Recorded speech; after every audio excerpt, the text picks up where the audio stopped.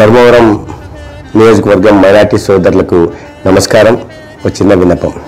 మిత్రులారా, మన ప్రత్యర్థులు మన మీద అనేక రకాలైన అసత్య ప్రచారాలు చేస్తున్నారు. భారతీయ జనతా పార్టీ వస్తే ఏదో అయిపోతుందని, కాజాయిగా పీజాయిగా అనే మాటలు మాట్లాడుతున్నారు. అటువంటివి ఏవీ జరగవు. మీరు సబ్కా సాథ్, సబ్కా వికాస్, సబ్కా విశ్వాస్ అన్న పేరుతో నరేంద్ర మోడీ గారి ప్రభుత్వం అనేక పథకాలను మనకు అమలు చేస్తూ ఉంది. మన అభ్యున్నతి కోసం పనిచేస్తూ ఉంది. ఎవరి పట్ల ఎటువంటి వివక్ష చూపడం లేదు.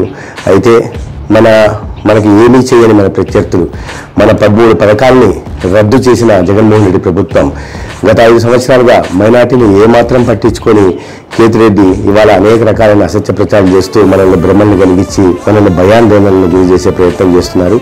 నేను మీ సత్యకులాగా చెప్తున్నాను, అటువంటి ఏవీ జరిగే అవకాశం లేదు.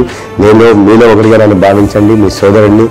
ఏవైతే వాళ్ళ పథకాలు రద్దు చేశారో ఆ పథకాలన్నింటినీ మళ్ళీ అమలు చేసే బాధ్యత నాది.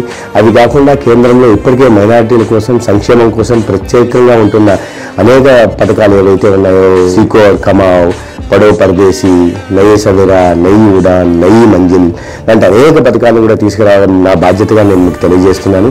ముఖ్యంగా నేను మీకు మాట ఇచ్చాను, షాదీ మహల్ నిర్మాణం చేసి చూపిస్తాను. నేను చెప్పినట్టుగా మొదటి 6 నెలల్లోనే కేంద్ర మైనార్టీ వ్యవహారాల శాఖ మంత్రిని ధర్మవరం నియోజకవర్గంలో తీసుకొస్తాను. అదేవిధంగా ఈ వైఎస్ఆర్ కాంగ్రెస్ పార్టీ నాయకులు కబ్జా చేసుకున్న భూములను కూడా, కబ్రస్థాన్ని కూడా మెరుగుబడి వాళ్ళకి కబ్జా చేసుకున్నారు. వాటిని కూడా వెనక్కి తెచ్చే ప్రయత్నం ఖచ్చితంగా చేస్తాం. ప్రతి మండల కేంద్రంలో కబ్రస్థాన్ ఏర్పాటు కృషి చేస్తానని మీ అందరికీ తెలియజేసుకుంటూ, నన్ను మీరు ఆశీర్వదించాల్సిందిగా మీ సోదరుడిగా నేను కోరుతున్నాను. మీరు రాబోయే రోజుల్లో సత్యకుమార్ మైనార్టీలతో ఎలా ఉంటాడనే విషయాన్ని మీరు చూడబోతున్నారు.